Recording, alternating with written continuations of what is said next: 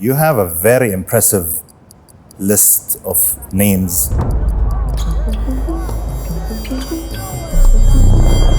I'll start with LeBron James. He really, that trainer, Donnie Raimon, he brought him on 3 years ago to help. Best I felt in my career right now, so. Time to celebrate a title. To Serena Williams. Right after I walked off center court, I couldn't walk. Uh-oh, Serena Williams is down.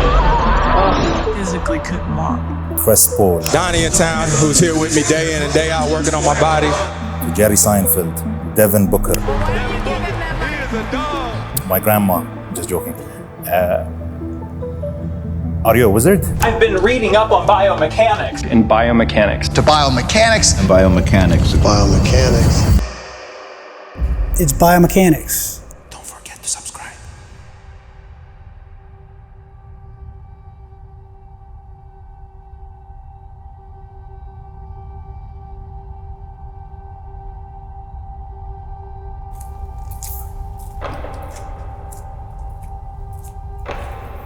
Welcome, sir. Have you ever been in such a setup? Not like this. Not like this? Not like this. Just wanted to make sure that we could capture the best thing we can. Yeah, that's crazy. Oof. That view. I'm always intrigued because I always hear the Navy SEALs, they would speak about the Hell Week. Yeah. If you could just tell me like a small snippet about what is the Hell Week? It was hell. So the SEAL training is not like regular military training. It's not like boot camp where people are yelling in your face. They're trying to see who has a certain aptitude for living in the cold, hungry, tired. So what they do is they take a week and you don't sleep, and then they just put you through really hard training at first, but after the 72 hours, you start to hallucinate. So you do weird things, and then the training gets easier and easier, but they're just checking to make sure you're not gonna quit when you're freezing cold, soaking wet, haven't slept in 5 days. That's all it really is. It's just a test to see who's gonna quit when things get bad. And I also heard, Donnie, like, because you get to see a lot of those Navy SEALs when they leave or when they retire. They come up with books and they share stories from what happened. How are they seen by the people that were with them? Is it something that's normal that you come out and speak about what things have been done? It depends on how you do it. So you're supposed to be a quiet professional. So you're not supposed to talk about things that you did operationally, but what you find is it's such a select group. Right? Like about 90% of the people don't make it. When you're in these groups, these are people who were carefully screened. So everything is so easy because you don't have to tell anybody, oh, hey, do your job. It's done. And it's done well. It's done exceptionally well. Because you can get kicked out if you're not performing. So what typically happens, you're used to that, and then you go out into the civilian world, and then there's all this corporate stuff where human resources and have all these rules where you can't fire somebody. And the leadership in the SEAL community is a little different because the officers that are above you, they go through the same training, the exact same training. It's not a special training for them. So you see the leadership roles and how the SEAL platoon operates, and then you see it in the civilian community and you're kind of thinking to yourself, that's not really that efficient. Yeah. So you want to talk about things like that, and you get in the civilian world like, hey, if we did things this way or we did things that way, you could make it more efficient. So talking about stuff like that is fine. People publicly come out and say they were SEALs because it gives you a little bit of background and credibility. You know, it's almost like saying I graduated from Harvard or MIT. They know you've done things and they know you were screened before you went through that program. So that's considered perfectly fine. But then, some books about certain things or you're out there getting too much attention on yourself, that's kind of frowned upon. This brings me to the most important question for me. Why is the fitness industry so confusing? My opinion, years and years and years ago, there was a Harvard professor, her name was Amy Cuddy. She's the first one that I know of that said, fake it till you make it. So I think people, because I've seen this on social media, is people are faking their credentials, trying to get the big jobs with the athletes and get the celebrities. but they really don't have the qualifications to get the results. So I feel like that's what sparked people reaching above their qualifications to get in these positions. And now with social media, it's become such a vile place where people are lying, they're faking their credentials, because and they don't have to get clients because they're getting paid by their likes and followers. So now you have people with fake followers, they're buying likes, and they're completely incompetent of what they're talking about. But then the haters get on there and call them out on it, but it doesn't matter because the more comments they get, the more money they make. So I think that's become a job for people to make money off that, and they're just modifying what they do that hits the algorithm the right way so they can spark up conversations. Yeah. And that's, so I think that's why the fitness industry is and it's fairly unregulated. You know, there's certification courses you take, but you have this certification and this certification giving out the exact opposite information. And now we're starting to see it in the medical community. So there's just too much opposing information, and most people aren't qualified to speak on the topics they're. What do you think about those guys on social media? They would go like based on science or backed up, or this research shows and blank. They don't say anything after that. Right. So that happened to me years ago. Somebody posted a thing on social media, and it gave a list of references, and almost everything they said was wrong. So before I speak up, I pulled all the references and I read all the papers that they used, and the papers didn't say what these people said it said. But then I ran into, from having an engineering background and going back to school later on, I got involved with a lot of PhDs, and I actually was privileged to do a full-blown literature search underneath a researcher with 10 years of experience, and then he's a college professor. So I didn't know this at the time either, but universities have access to all these databases full of research. And it costs them about $12 million a year to have that. And it's the latest stuff. So there's billions and billions of papers on these databases. But what has sprung up recently is Google Scholar and PubMed. Those are not academic databases where they have the papers. They are databases where it's a bibliography. It gives you a list of the papers. And last I checked, databases like PubMed only had 3% of the actual papers that they had listed. So they're such a small thing. But what I realized when I did the literature search, we did a literature search with the professor. It took us 7 months to do a literature search. And one of my friends told me when she got her degree, her professors told her, you need 14 references before you're allowed to put it in your thesis, before she submitted her thesis. 14. So what you get now is people are taking a paper and saying, oh, this is the end-all be-all to this paper. But what you're running into is almost all papers can get published these days. And people are taking the word of any paper. People think if it's published, it's correct. But what they don't realize, the peer review was just your peers reviewing it. So if you have a non-STEM degree or science degree and you're publishing a paper, but it wouldn't pass, it wouldn't get into a journal that, say, was peer-reviewed by physicists and scientists. So you go to a different journal, and then it gets published in a journal that's not such a rigorous, where your peers are, but it wouldn't pass. So now stuff gets published, and it's not really rigorously reviewed. And then people are using one paper. But most PhDs would never do that. They would never say, studies say. They would say, oh, a study by Harvard Medical School found this. And then it was repeated by these people, you know, because one paper is considered nothing. 2 papers shoots up to almost 90% if the 2 research teams got the same result. Got it. But now you're getting just almost garbage papers being published, and people are getting them from sources that are free and not as rigorous as you get at a university. So if anyone on social media will come out and doesn't mention the study, where was it conducted by whom, we could easily call that, quote unquote, they hold a fake PhD. Possibly. because most PhDs don't say that.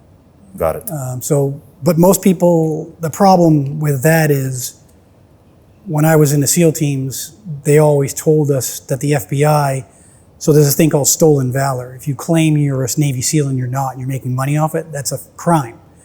So there was an FBI task force for that. So when I went in the early 90s, they said for every real SEAL, there were 300 fakes. Oh, So, and I ran into them all the time. And there's an organization that outs them. So if you say you're a SEAL, we identify each other by certain ways.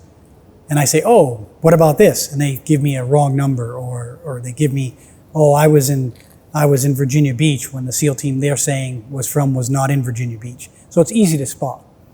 So what you get now is, recently, I think it was late 2019, the FBI came out again and said, now there's 1,000 fake SEALs for every real one. So that number is growing. crazy. So I wanted to get that article or that report that the FBI did that. So when I was looking for that information, there was actually a task force in the FBI that went around searching for what they called degree mills. There's universities that aren't accredited, but they're calling themselves universities. They're giving out PhDs, but they're not accredited by the Department of Education. So they're not real PhDs. So when I found their website, they did a little, they referenced a book called Degree Mills, and it was by the FBI investigator and a college professor. They spent 20 years tracking down these fake degrees and fake universities. And they said in the Forbes online magazine, just about a year and a half ago, 54% of PhDs in the United States right now are fake. So, and one of their red flags is, you know, and I see this on my social media, get your PhD without writing a dissertation in 10 months. Oof. The average PhD, a legitimate PhD, takes about 6 years. So they're going to bachelor's, 2 years master's, and then 6 years PhD. And then now you're finding people that didn't write a dissertation. They even have a notation, people using notation all but the dissertation. So they write their PhD and it says ABD. So they're claiming that they did the work, they just didn't do the dissertation.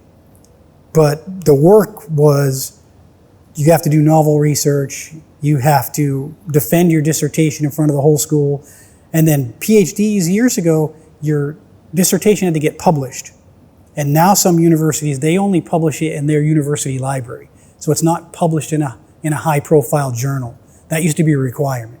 Okay. So now we're seeing on social media a lot of PhDs that they don't talk like real PhDs. They get defensive when you ask them about their dissertation. And I've seen a lot of papers get retracted when they found out about these fake PhDs. But 50% plus is a big number. So, and I think to other PhDs or people, I've worked with PhDs for almost 30 years. Yeah. When they talk, they don't talk the same way the legitimate PhDs talk. So it makes me suspect right away.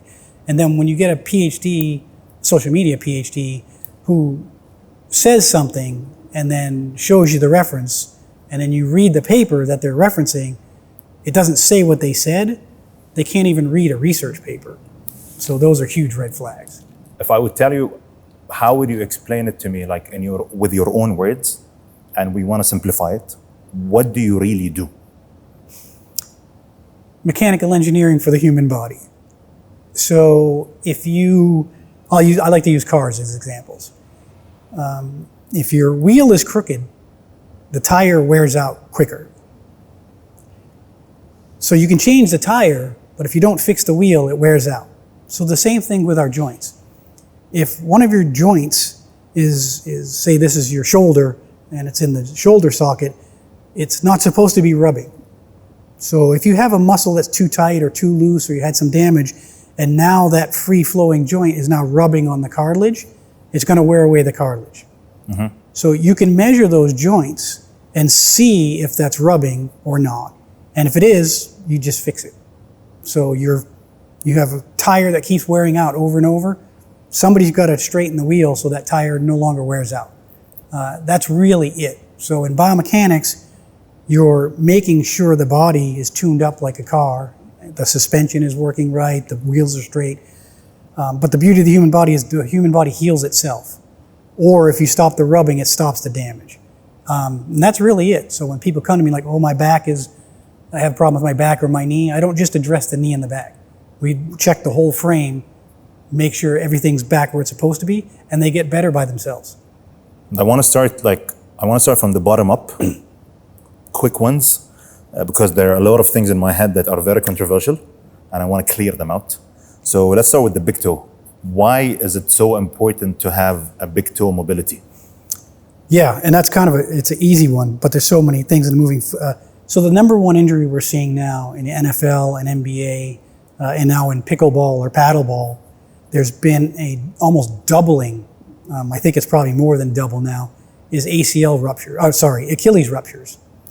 So if your foot, when you're taking a step back or you're pushing off to run, if your big toe doesn't move, like your toes don't bend the way they're supposed to bend, it has to happen in the ankle. And if you're flexing your ankle more than the Achilles can stretch, you're going to rip it.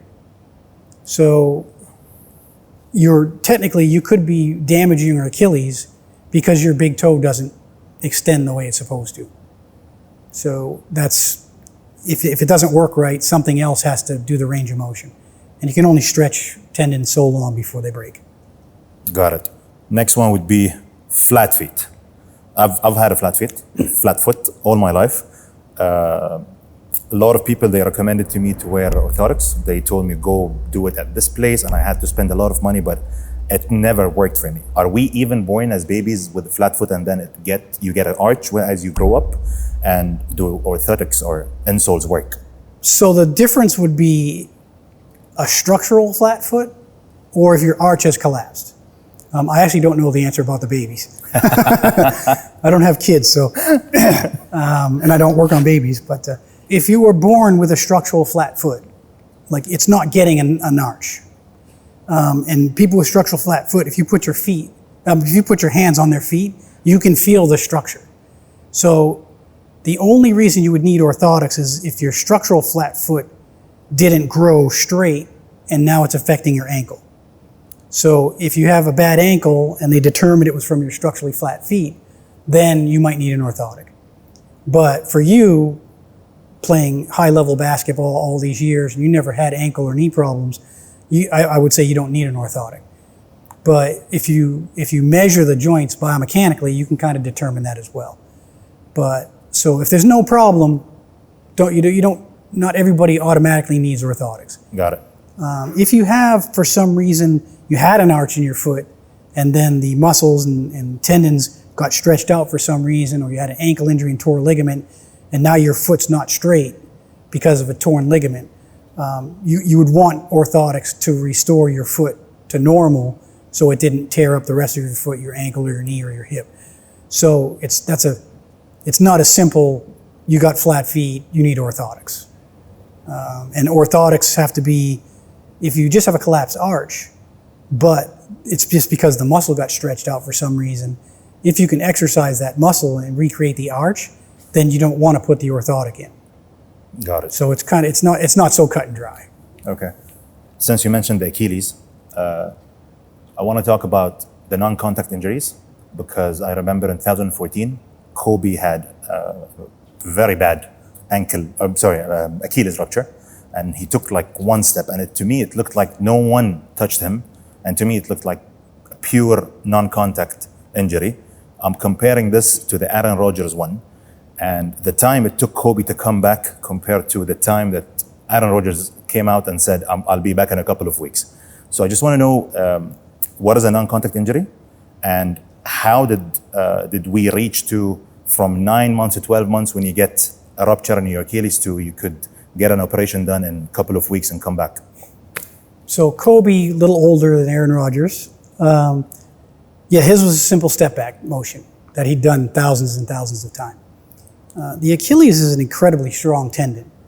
So usually what you'll see in someone who tears their Achilles on a step back, no contact, and it just tears from a simple motion like a step back. And you'll see that in most step backs. It's nothing It wasn't like they were about to turn into a sprint. They really just stepped back and then tried to go around somebody, or they were slowing themselves down. That Achilles was probably damaged. And you hear a lot of that. So I don't know, I don't remember back then when Kobe did that, but we just said, like when Kevin Durant tore his Achilles, he was out for a few weeks before that, and they said he had a strained calf.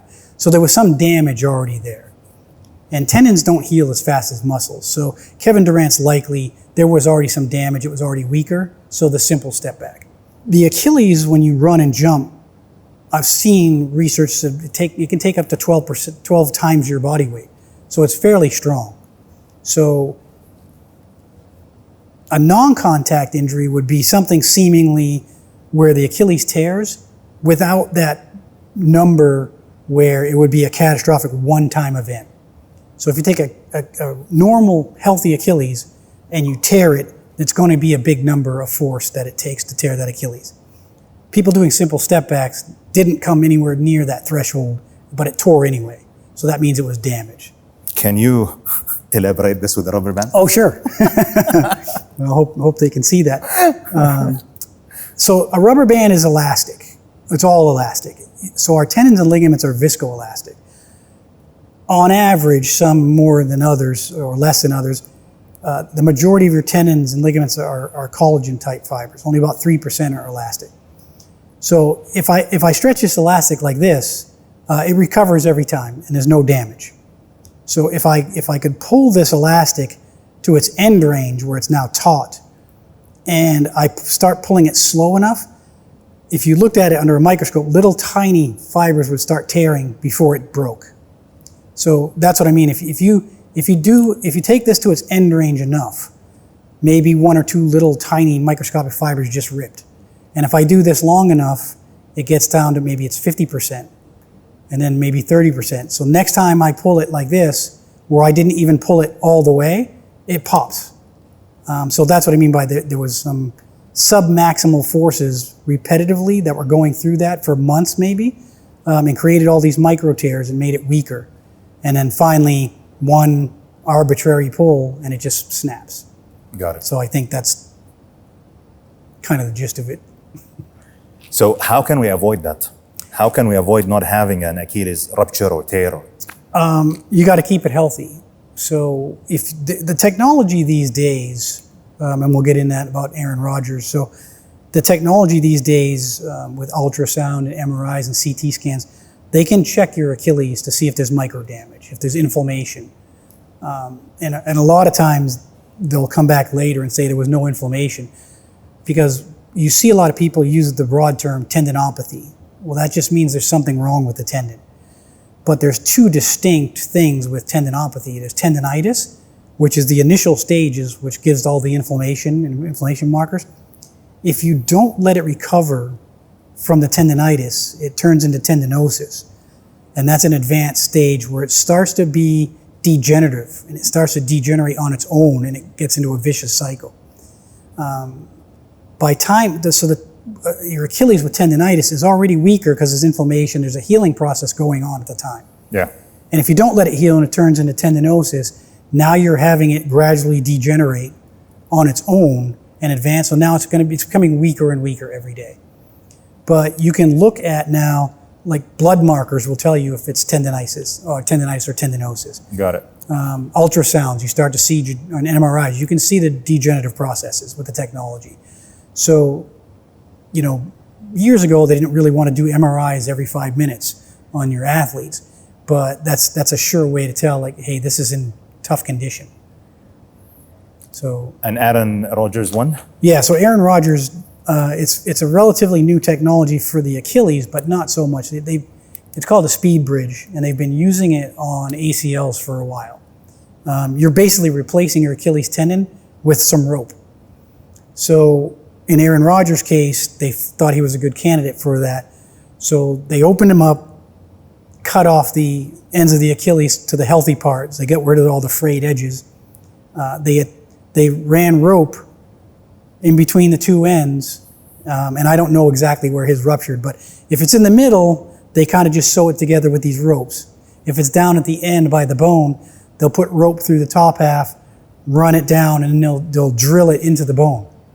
So essentially now, the rope is your Achilles. So you have instant full strength Achilles, except for where they sewed it together, which is a little weaker. And if they drilled it into the bone, you're really just waiting for the bone to heal and the tendon to heal where they put the stitches, unless they went into the muscle. So the recovery for a bone injury and a recovery for that end of the tendon, if it went through the muscle, heals much faster than an Achilles would if they just sewed it back together or reattached it to the bone.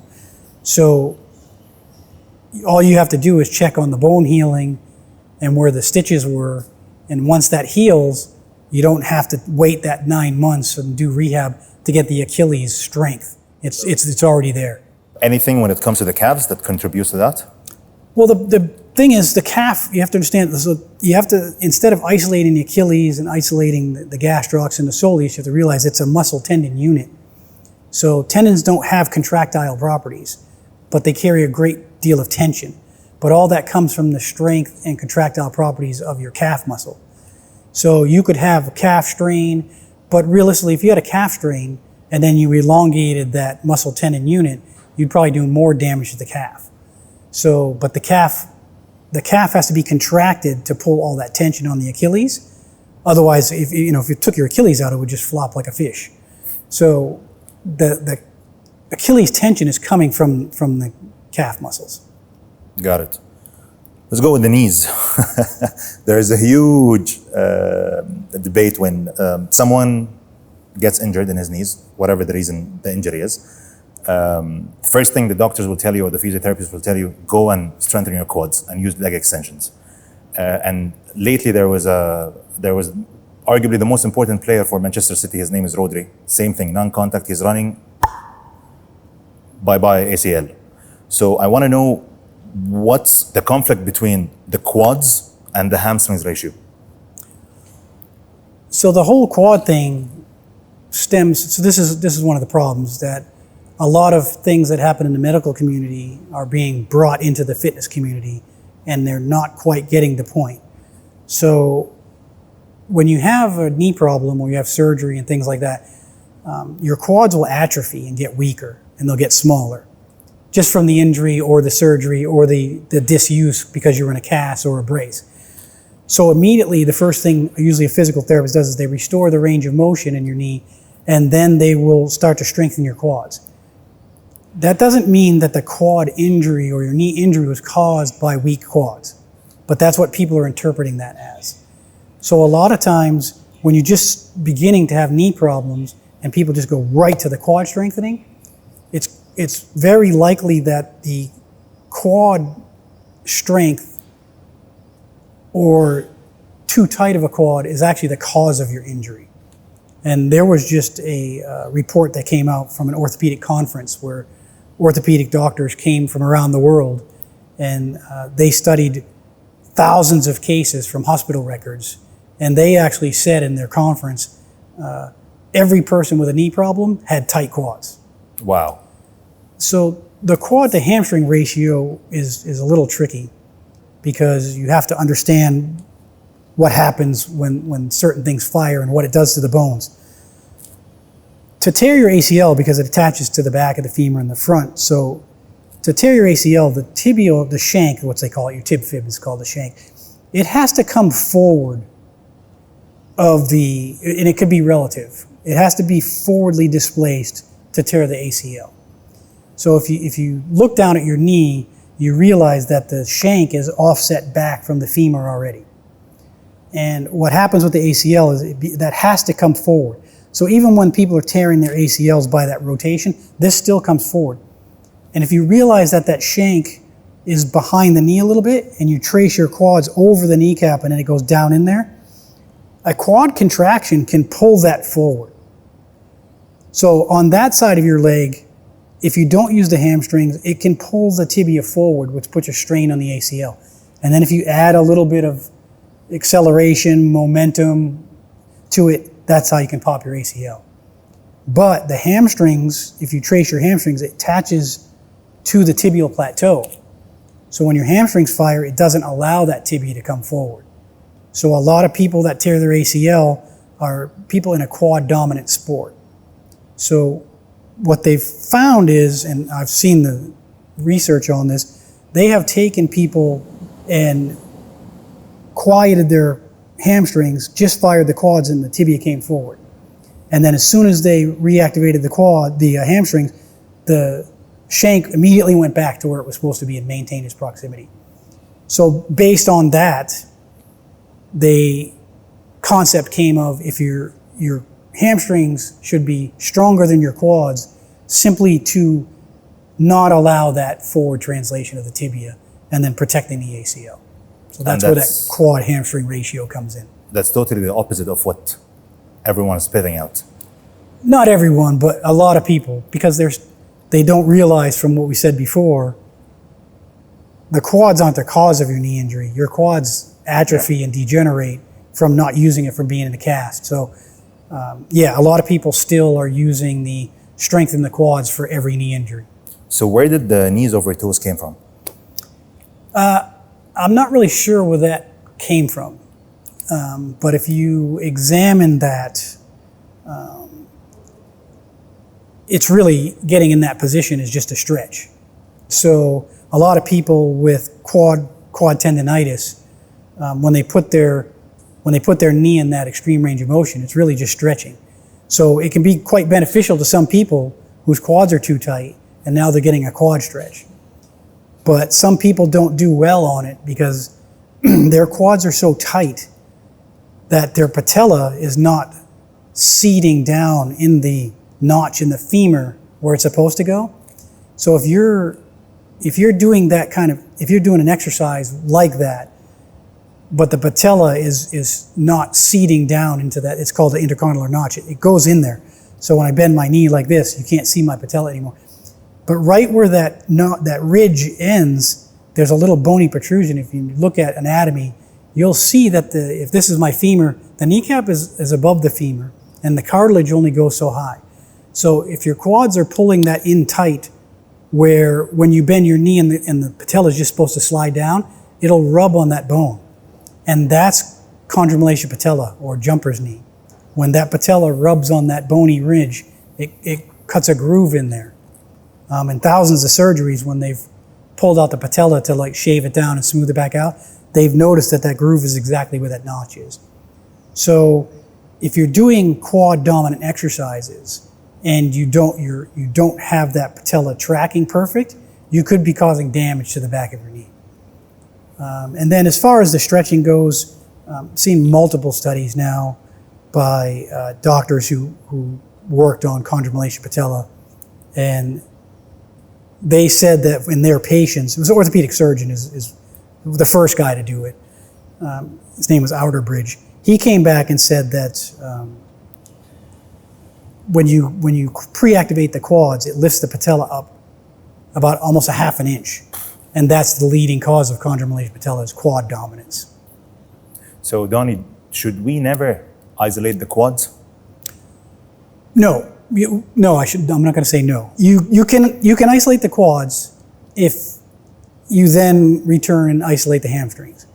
So you just want to keep that ratio in the same ratio. So it might, and then there's conflicts about what the ratio should be. But realistically, if you just go by the kinematics, which is just the motion, as long as your hamstrings are strong enough to keep the quads from pulling that shank forward, you're probably in a good place. So if you're a bodybuilder and you want to work your quads, go ahead. If you need that quad strength or something, go ahead and work it. But just don't exercise the quads in lieu of the hamstrings. I know one of the big things with you is it's non-negotiable, the lower back. Why is it non-negotiable? Why do you immediately want to go in and fix it? So the low back, it gets its curvatures based on the shape of the discs. So you have a bone and you have a disc in the middle and then you have another bone. The discs aren't flat. They're wedge shaped. So it gives you a natural curvature. And the thing that we see is there's no, when you overpressurize the disc and the fluid gets pushed out the back, it easily gets pushed out the back because that's where your spinal cord and nerve roots come out. There's a little hole in there where the nerve goes through, and that's at the back of the disc on either side. So if you squish on that disc enough, there's a hole that it can easily go out.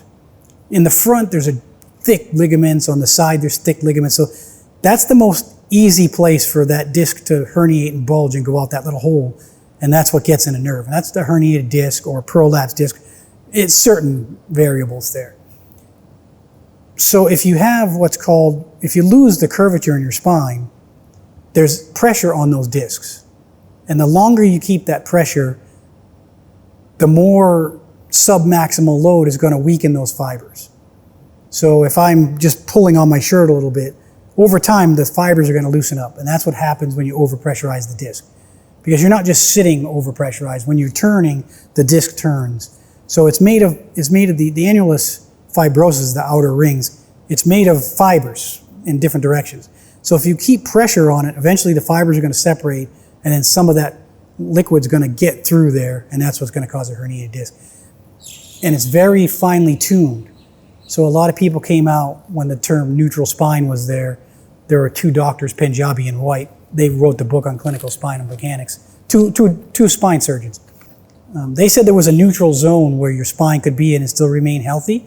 And then people took that like, oh, so some flexion is not too bad and some extension isn't too bad. But if you read their book, which I don't recommend because it's written for other orthopedic surgeons, it's kind of a painful read. When they talked about that neutral zone, it was only 3 degrees. So from normal neutral spine, which is defined on the pressure in the discs, it's not a set number, they actually stuck pressure transducers in people's spines to see where that was.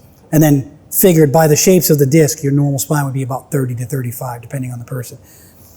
But if the neutral zone that Punjabi and White came with, it's only 3 degrees. If you're in 3 degrees of flexion, that's considered overpressurizing the discs, and over time it's going to happen. So if you have somebody who's 10 or 20 degrees out, to me that's kind of a big deal when the guys who wrote the book on spine surgery saying, hey, 3 degrees is too much. So that's why when you have the low back issue, we don't really play around like, oh, it's only 5. That's too much. A linkage of that with the sciatica? So sciatica is that fluid that we were talking about that goes in that hole. That hole is the same hole where your nerve is. So when that fluid can get in that hole and it touches the nerve, that's what sends the shock wave down your leg. So that's what sciatica is. It's the bulging disc got in that hole with the nerve root and it's touching it and it's disrupting everything. So once you release that pressure that you feel that goes all the way from the lower back all the way to down, pretty much goes away. As soon as you get that material off there, which isn't so easy, but and that's what a lot of people nowadays they have it's called a microdiscectomy. The surgeons go in and make a hole like that big in your spine.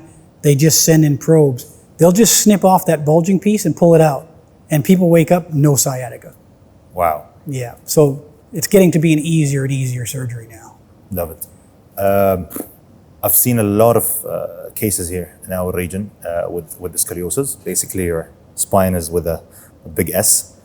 What is the cause of that, and how can we fix it? Nobody really knows what causes it, except for the structural. So there's 2 types of scoliosis. The structural, which means the structure was, when you grew, the bones were deformed. Some bones formed, 5 vertebrae grew as 1 vertebra.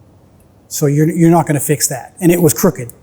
There are other ones where 1 vertebra grew as 2 separate vertebrae, but they were kind of off. They weren't nice and square or I should say round and cylindrical as a vertebra. So if you were born with some sort of deformed vertebra, that's a structural scoliosis. You're not fixing that. So you were born with that. The most common one, though, it's called idiopathic adolescent scoliosis. And they call it idiopathic because they don't really know why. So the vertebrae are normal. They're just bent over to one side, and then usually it's at the lower portion and the upper portion bends as a compensation. So a lot of people with scoliosis, they still look upright. Some of them may be twisted. If you catch it early enough, most of that scoliosis from the idiopathic type can be fixed a little bit, but nobody really knows what's causing it. So certain exercises, they'll use braces.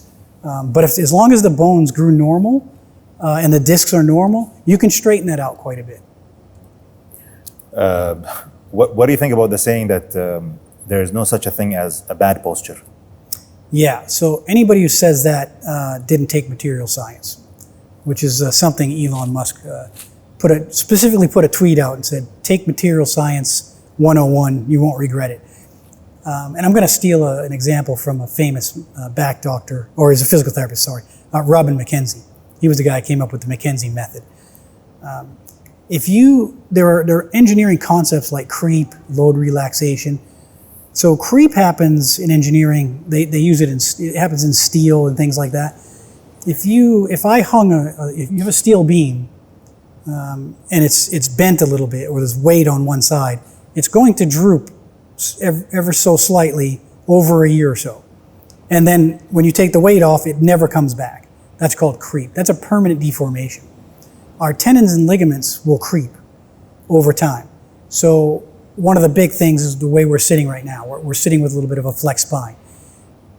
If you sit like that long enough, that tendon and ligament will end up creeping, which will happen to this. If I hold this here for about 20 minutes and then I release it, it won't go back to the exact same length.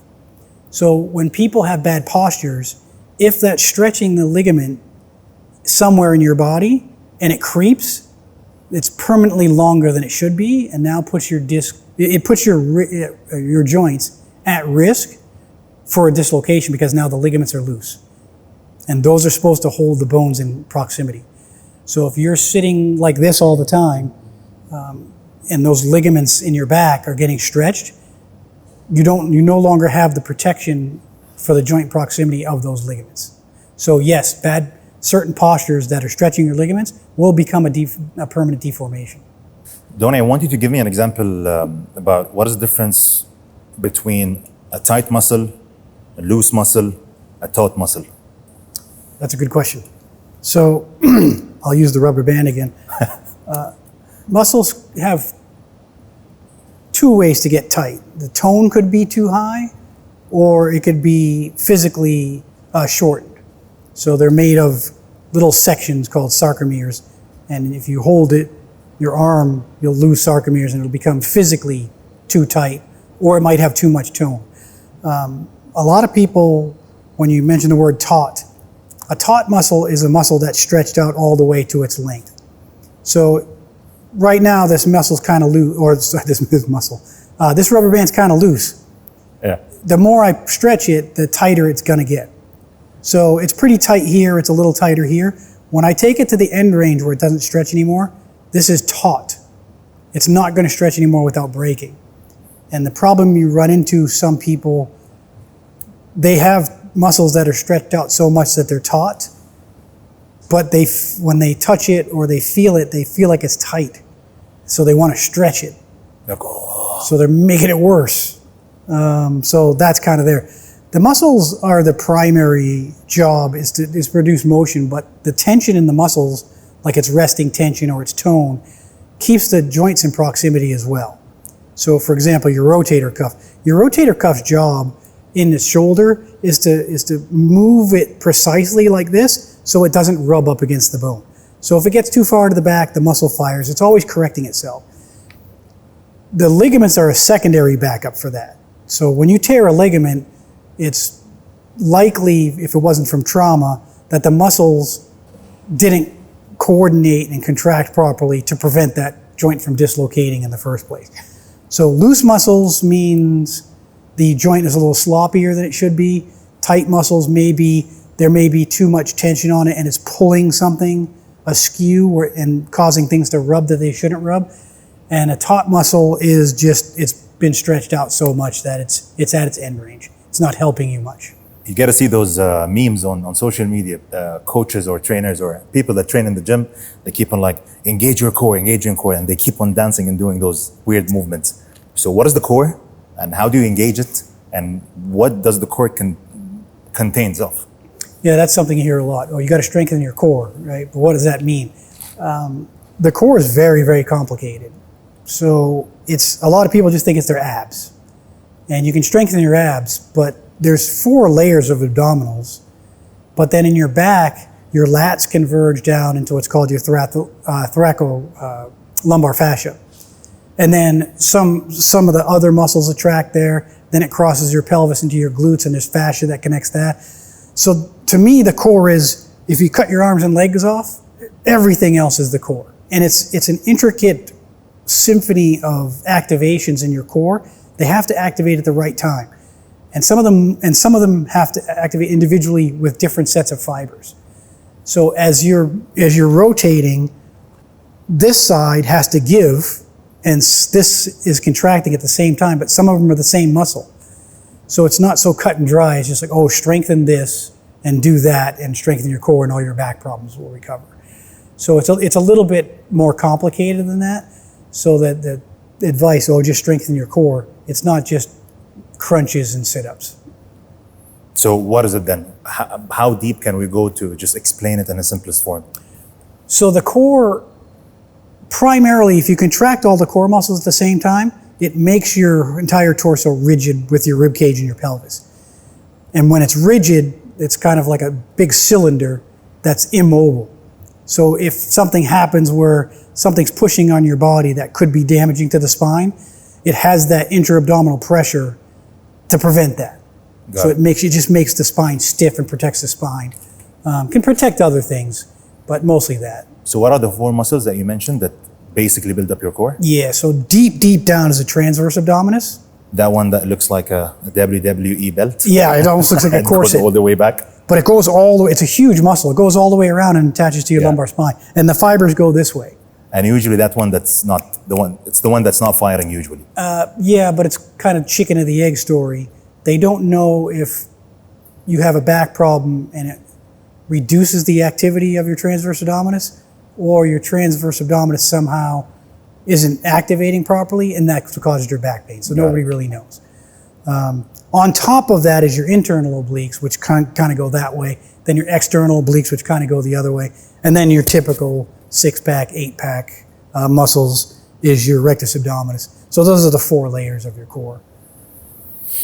Beautiful. Shoulders, rounded shoulders, frozen shoulders, scap, like your shoulder blades, that scap that wings. If you could just go through them. Yeah, so the shoulder itself isn't that complicated. A lot of people talk about the rotator cuff. It's only 4 muscles. So it isn't that complicated. Where it becomes complicated is your shoulder, your entire shoulder, like you mentioned scapula, and then I have these bones. I have my arm, and then I have my shoulder girdle, and then my arm's attached to it. The problem is all of this is only attached to your skeleton right here. And that joint's about the size of your thumb. So my scapula, all of this is free floating inside my body around my rib cage. So your scapula kind of hugs the rib cage. So anything that goes wrong with the shoulder itself, the scapula not tracking right, and it has certain timings to it. So when you raise your arm and you hold this down, it only goes so far before you start to get impingements here. What happens to get your arm the rest of the way? Your scapula rotates. So if those things don't function properly, you can get impingements and things like that. Rounded shoulders is a little trickier because you don't really know what's happening because you have everything that's moving around there. So if you just slouch here, your shoulders are round. But I had to bend my spine to do that. So if I lift up my spine like it's supposed to be, I really can't. I can rotate it, but it's not going to form that way. So you get a lot of people that their spine is curved like this, and this gives them that awful posture. Now I have rounded shoulders and forward head posture. But if you measure these muscles and they're normal, and then you realize that they've lost their spinal curvatures, their whole problem up here was that they're not doing this. Because normally when you restore that, this comes back into play. So it's a little tricky where you think, oh, my neck hurts, and you're looking at someone's neck, and you don't realize that all their neck problems are coming from their spine. It's all connected. All connected. Do we need to train the neck? Because I see a lot of weird exercises on social media and I'm so confused. So there's a difference between corrective exercises, rehab exercises, and strengthening exercises. If you test the neck and it's weak, for like American football players, even football players, soccer players. They're heading the ball all the time in certain directions. If they're having neck issues where they're straining their neck a lot, that's probably because their neck muscles are weak or they've been damaged. So you'd want to do strengthening exercises like that. Overhead lifters that have neck problems when they're lifting too heavy weights, they might do with some neck exercises. But your head's kind of heavy on your neck, so it's usually pretty strong. So if for a normal person, just going to the gym to get in shape probably doesn't need any neck exercises unless they're having issues. There are those kids that they lift weights on social media at a very young age. I always have a question in my head, will they regret it once they get older?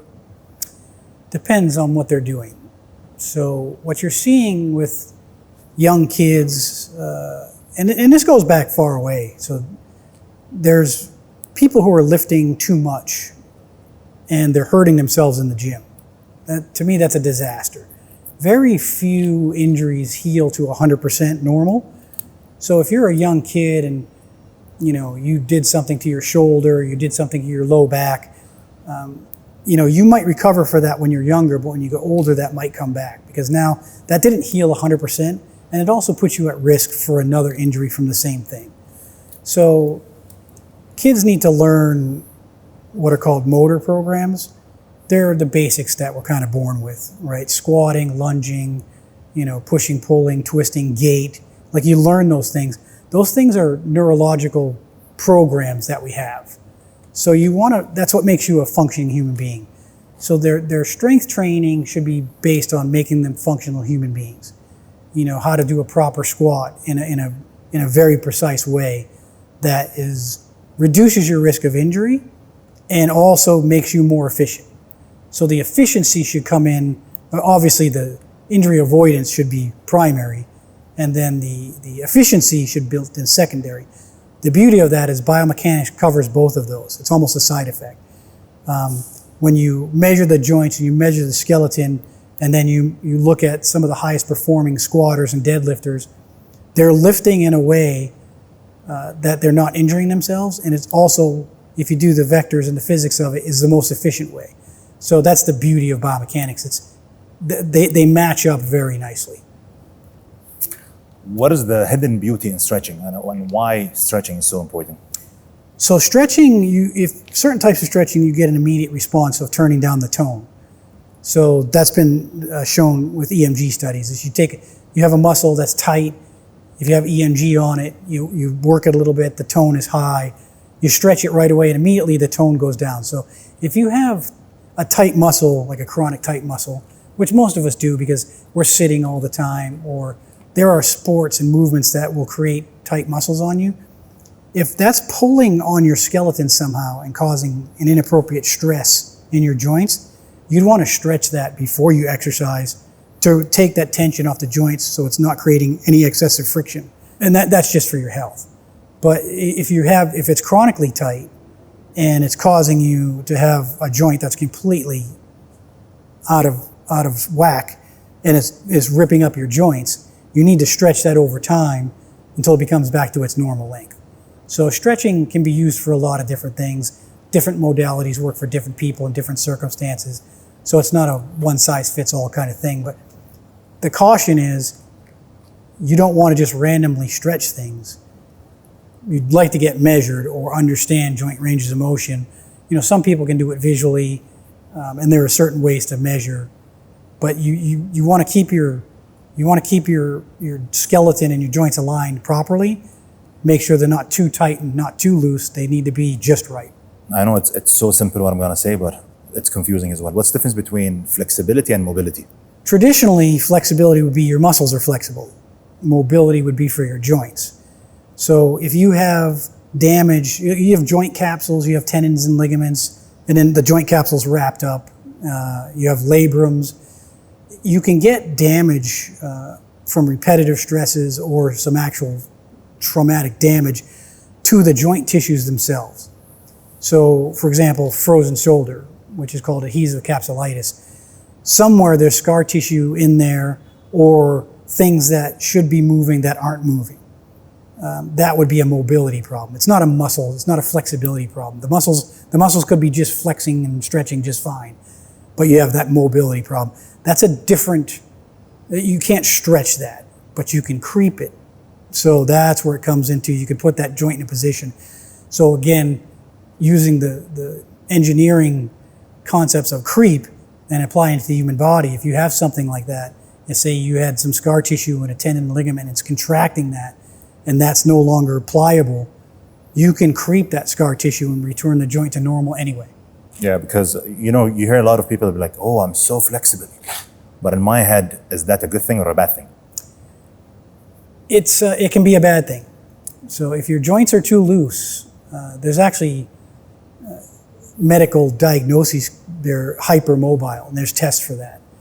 If you're hypermobile, your joints can move past certain ranges of motions. It's at more risk of delocation, and it's also at more risk of engaging ligaments instead of muscles. And you'd rather have the muscles be the initial preventer of a joint location, and then the ligaments kind of as a backup.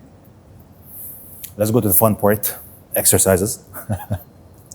Let's start with the first one. So I want to go on a list where what are the best exercises and what are the worst exercises. The first thing that comes in my head now, the deadlift.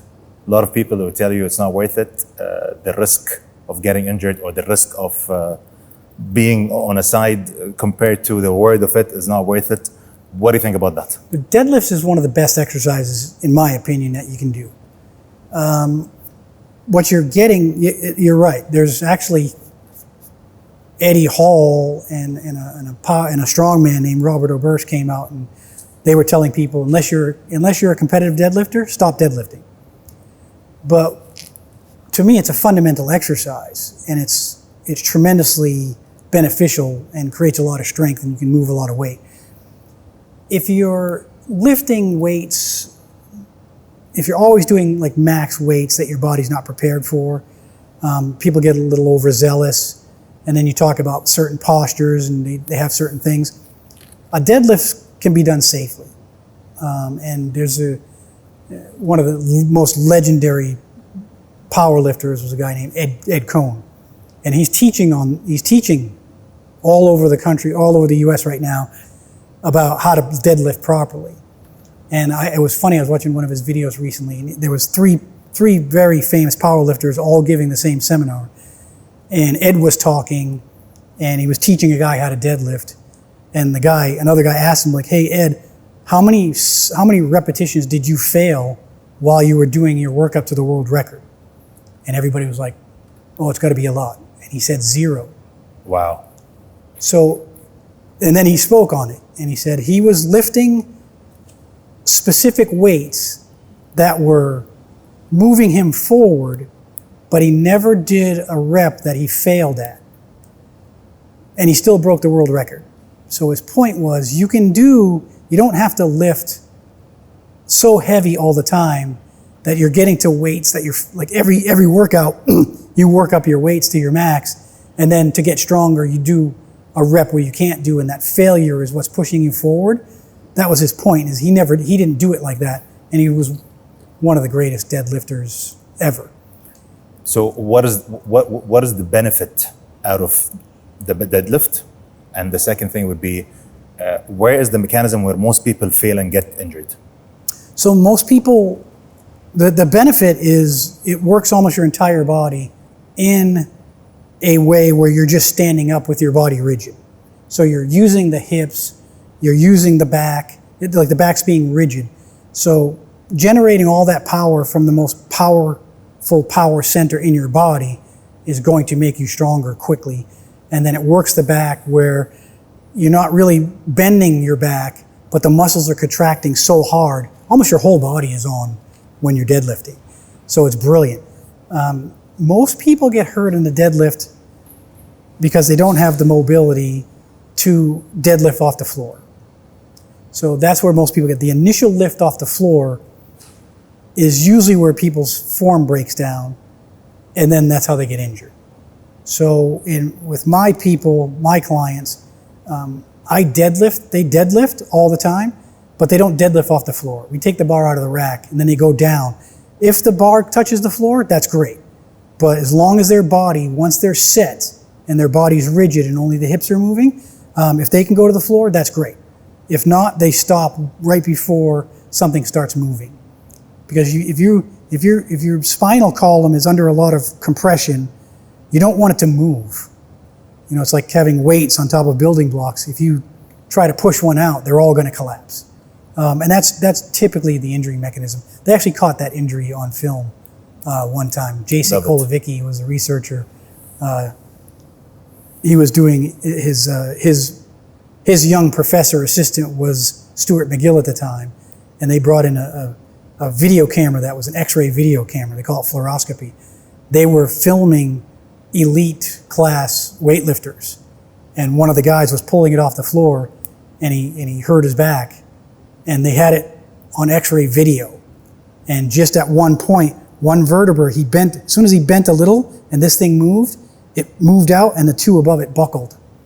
So that was like loading a column and then moving it. So a lot of people can lift with a round back if their core and their spinal muscles are rigid enough where it doesn't bend anymore. So it's more of the people that start off with a heavy weight and they've got their back stiff and locked in, that they can't lift it with that, and it moves while it's under load. That's usually the injury mechanism. That was my next question, because there are people that would tell you it's okay to deadlift with a round back. It's fine. And I don't believe that's true. It's typically not. Okay. So and they're getting a lot of injuries. But there are some people who have done it. But then there's also people using weight belts. So this was the best comeback I ever saw in an argument. There was I want to say it was a physical therapist. She was telling everybody it's perfectly okay to lift with a round back. And she used Ed Cohn as an example. And he's on social media. And Ed Cohn came out and said, I never did a rep like that. You have that picture of me lifting with a round back? Because that was when I broke the world record, and I thought the risk was worth it. Got it.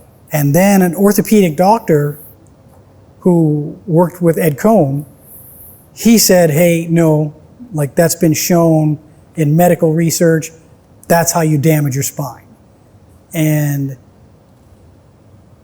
then somebody retorted to that, and he said, then why are you wearing a weight belt? And that was the end of the conversation. So you're wearing a weight belt to protect your back.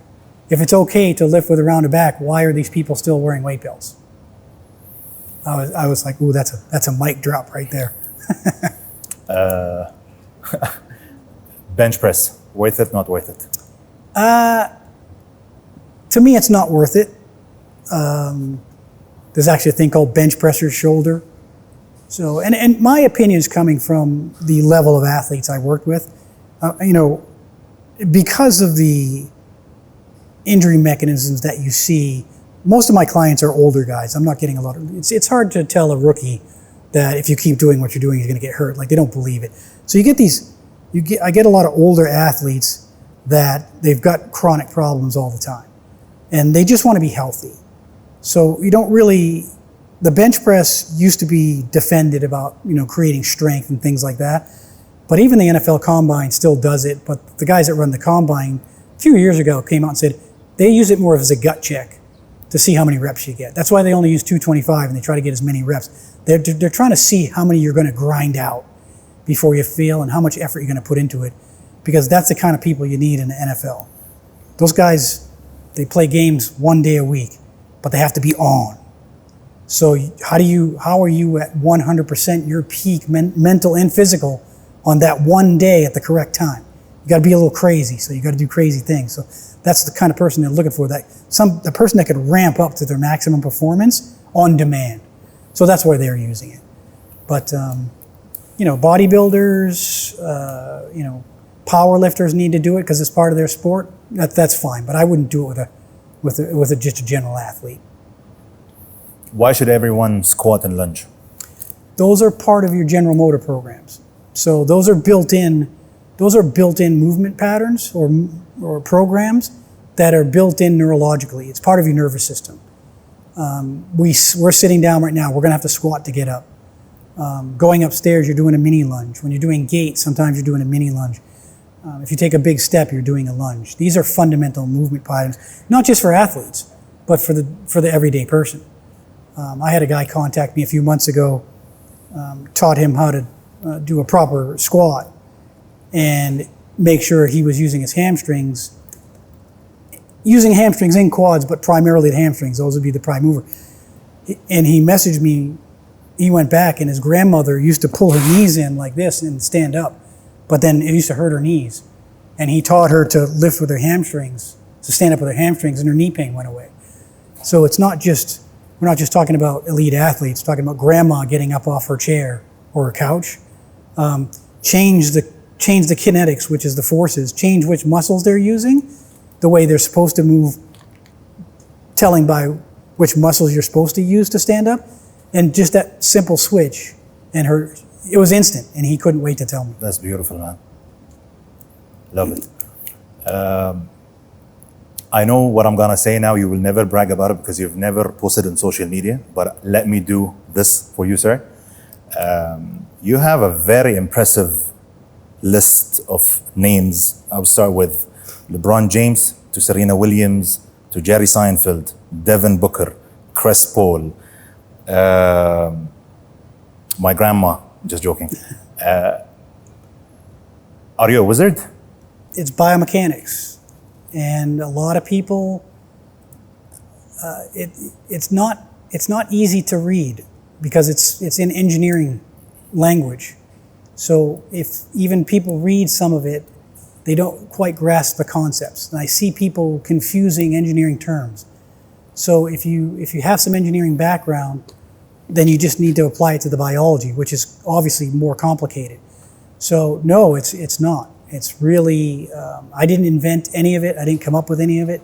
If you can read the engineering parts and fit it in with the same concepts of the biology, then it's to me, it's sort of simple. It's sort of simple. Because I'm just thinking in my head, you can't be lucky. Because if you're that lucky, I think by now you should have won the lottery. Are you still putting money every month? Yes, and I'm not winning. You're not winning? But no, statistically, it's too much. So, but actually, someone asked me if I thought it was placebo, and I said I actually don't care. But no, when the beauty of it is when you read the medical literature, and then you read the biomechanics literature, and you see how in depth it is with the engineering, and then you go read the engineering, and then you go backwards, and you realize it all matches up nicely. The math checks out. The biological processes and the chemical processes check out. You know, there's certain chemistry in your body that matches everything. Yeah. So when you really realize if you escalate it to the engineering level and then you take it down backwards and you realize all three of these things match up nicely, that's statistically crazy as well. So saying, you know, you've been lucky a lot, it gets to a point where it can't be luck anymore. And then statistically, when you look at that pathway where you take it from the engineering to the biology to the medicine, you see that orthopedic surgeons, you know, every hospital, every surgery, they take notes and they write things down. So they've got thousands and thousands of surgeries that can confirm, like the chondromalacia patella that Outerbridge found. He was an orthopedic surgeon. He went back in the records and found that the groove that's in your patella for chondromalacia patella matches that exact rim where your cartilage ends in your femur. So then you do the calculations on the quad tension and how it distracts the patella or displaces the patella upwards and forces, you do the vectors and say, okay, yeah, that pulls the patella onto that ridge. When you see stuff match like that, it gives me goosebumps sometimes. It certainly did when I first realized that. So I just think the information is there. I don't think it's not in one place, and you have to speak the language of all three and then put them all together. And so far it works. Knock on wood. The last two things, and then I want to go out to catch the view. And those are personal for me. I've seen a beautiful video of LeBron. He was on a Swiss ball, and then you gave him 2 kettlebells. and then a couple of seconds you gave him other two kettlebells and he was still there. What was the train thought behind that? So the Swiss ball, it used to be called a physio ball. Yeah. So back in the day when it was a physio ball, it was used almost like the power plates. So the vibrational therapy was that you stand on it and you have muscles that aren't firing properly, or maybe they were just reduced tone because of an injury. They found that when you shake someone at certain frequencies, the muscles will tend to fire and stand back on. A lot of people were relating having him kneel on a Swiss ball as a strength and conditioning exercise, which it's not. And people forget, when I first started with him, he was having back issues. Backs are complicated because some people can tolerate some exercises make them feel better, and it doesn't make sense sometimes. So I've had clients with bad backs and started getting them into just a deadlift position, like the motion, to put some moments in their back, not motion. So I didn't want to move their spines, but I wanted to put the tension through their muscles. So a deadlift is fantastic for that. So they pick up a light weight or do that. And after that, some reason, certain muscles fired for them, and my back feels fantastic right now. You'd be hard pressed to come up with a logic saying, how did your back feel better from deadlifts? So the back is crazy like that. So without having, say, a force plate or a vibrational plate that I could use that vibrational therapy, you can put people on a Swiss ball, and them shaking around on the Swiss ball is what fires all the muscles in their back, and it makes a lot of people feel better. It fires their core, their groins, and things like that. So one of the exercises that he liked was kneeling on the Swiss ball. But what happens is you get good at it.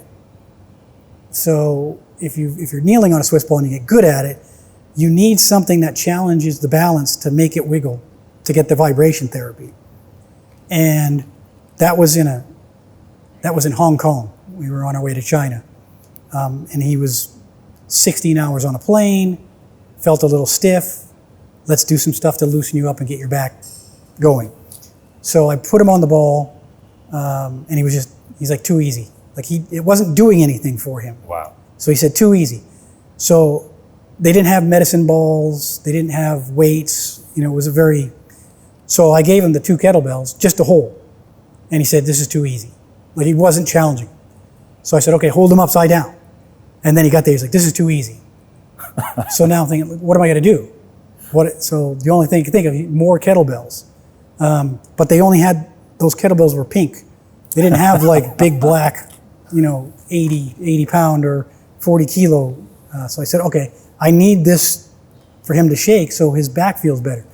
So I put the kettlebells on top, and he was like, oh yeah, this is it. He goes, I feel this now. So we just held that for 30 seconds and that was it. So it wasn't a strength and conditioning exercise, not a balance exercise. It was something that made his back feel good, and we didn't have the objects around us that we had at a normal gym. It was a hotel gym, and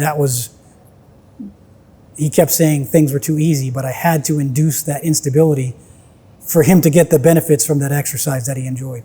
Yeah, because people would take a video and would analyze it, like everyone would say, this is for that and this is for that, and they don't know what's the story behind it and why did we even put him on the ball. Right. And the last one would be, I saw you in I call it corridor. It's the pathway. Oh yeah. And you had some exercises with him over there, and then there was a guy passing by and you're like, wait, let him finish. I just want to know, why would you put him in the pathway? Was the gym closed at that time? Where was that happening? And what were those exercises for? Yeah, that was in an NBA arena, in a away game. Most teams, their locker room and their gym are attached. So when you're away visiting, the home team, you'd have to go through their locker room to get into their weight room. So they don't allow it. So in the locker room of the away team, it's not huge and luxurious like it is at your home arena. So it's crowded with all the physical therapists have their tables set up, they're taping guys' ankles. There's barely any place to walk in that locker room. You're walking over stuff. So the only way we could do his activation exercises, the exercise that make him feel good before a game, we had to go in the hallway. So, and he was doing something where he wasn't doing it yet, but he was about to go in a position because he's so tall. He was about to block the entire hallway. I didn't want this guy to sneak by and bump into LeBron James before the game. So I just asked him to wait a second because he only had like 2 reps left. And then when he was done, I let it go by. I just didn't want him to bump into each other. Done. I wanted to get those 2 questions out of me because I've always wanted to know what is the truth behind it. And I think let's just go out, have a catch, see the last bit of this day. Yeah. That's a crazy view.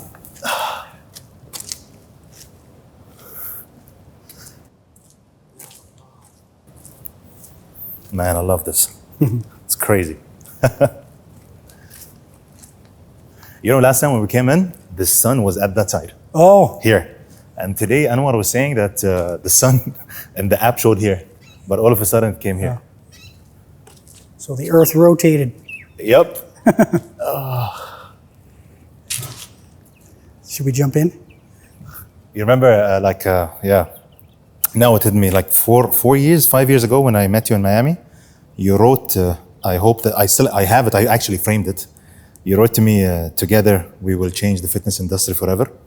And now thinking it, I'm like, I think it's time for you that everything that you do needs to be out. Just think of it as, you remember we were talking about Al-Khwarizmi? Mm-hmm. And he's considered as the godfather of Algebra, math. yeah. Just imagine if we had him documenting his stuff. I don't know what they could have used at that time. So I really think that your knowledge needs to spread out. Just imagine the amount of trainers that could benefit from that, amounts of people, gym goers. What do you think? Yeah, no, that's right. Because I've been teaching in person for a long time, and it's not spreading far enough. So the bad information is spreading quicker than the good information. Yeah.